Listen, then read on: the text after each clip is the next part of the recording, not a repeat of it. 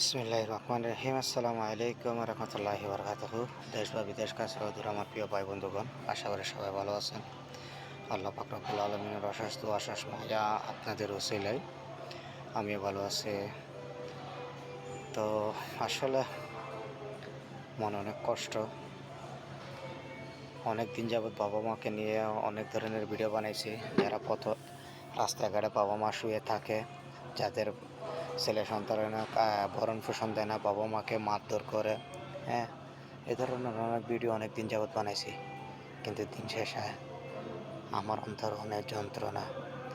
আসলে একটা সন্তান বুঝতে পারে যখন তার বাবা মা হারিয়ে ফেলে, তার বাবা মা দুনিয়ার থেকে যখন বিদায় নেয়, তখনও বুঝতে পারে বাবা মা কী জিনিস। হয়তো আমার বাবা দীর্ঘ অনেক বছর আগে মারা গেছিল, এখানে আমার মা ছিল। তো আমার জায়গা থেকে আমি চেষ্টা করছি আমার মাকে আমি সুখী রাখার জন্য।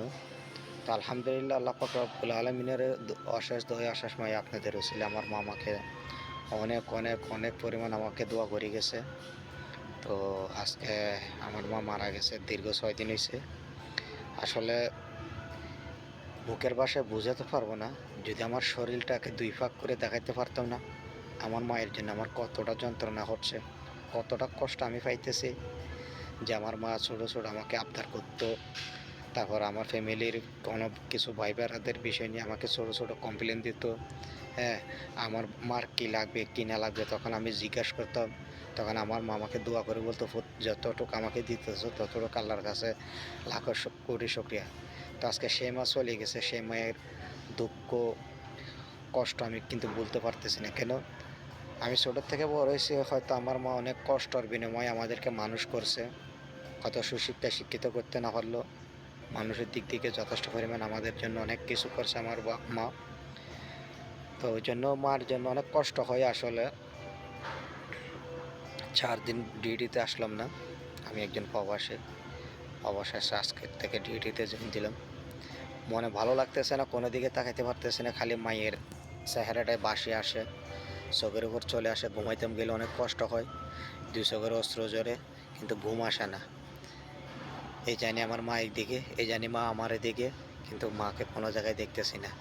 পৃথিবীতে আল্লাহ যদি আমাকে জিজ্ঞেস করতো তোমার কিসের কি দরকার, তুমি কী চাও, বিশ্বাস করো আমি পৃথিবীর সব কিছু বিসর্জন দিয়ে শুধু আমার মাকে চাইতাম।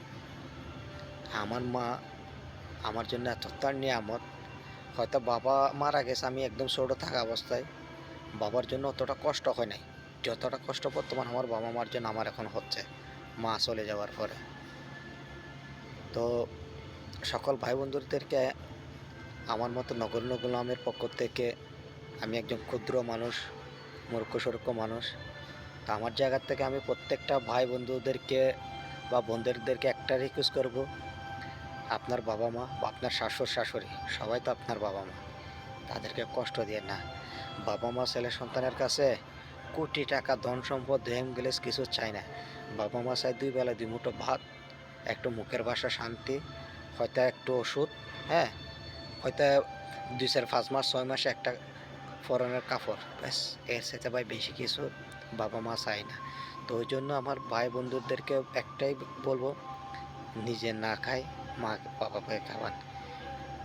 নিজে ভালো কাপড় চোপড় না পরে নিজের বাবা মাকে ভালো কাপড় চোপড় পরান।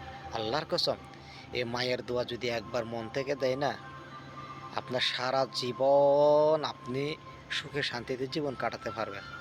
বিশ্বাস করেন, সেটা আমি অক্ষর অক্ষরে বুঝতেছি। আমার বাবা মার দোয়া, আমার মায়ের দোয়া আমাকে এভাবে দিছে। আলহামদুলিল্লাহ, আমার 5 ভাই থাকার সত্ত্বেও আমার মতো সুখী মনে আমার ভাই বেড়াতে একজনও নেই। তো ওই জন্য সবাইকে রিকোয়েস্ট করব যে আপনারা সবাই নিজের জায়গার থেকে যতটুকু পারেন বাবা মাকে দেখবেন। বিশ্বাস করেন, আপনার স্ত্রী সন্তানকে আপনি যদি ভরণ পোষণ দিতে পারেন, অবশ্যই আপনার বাবা মাকে আপনি ভরণ পোষণ দিতে পারেন। এলে আপনি দিবেন না, আল্লাহ পাক রব্বুল আলামিন দিবে। কিন্তু নিডটা হচ্ছে আপনার, চেষ্টাটা হচ্ছে আপনার। তো ভালো থাকবেন সবাই। আমার বাবা মার জন্য দোয়া করবেন, আল্লাহ পাক রব্বুল আলামিন যেন তাদেরকে জান্নাতবাসী করে। আসসালামু আলাইকুম।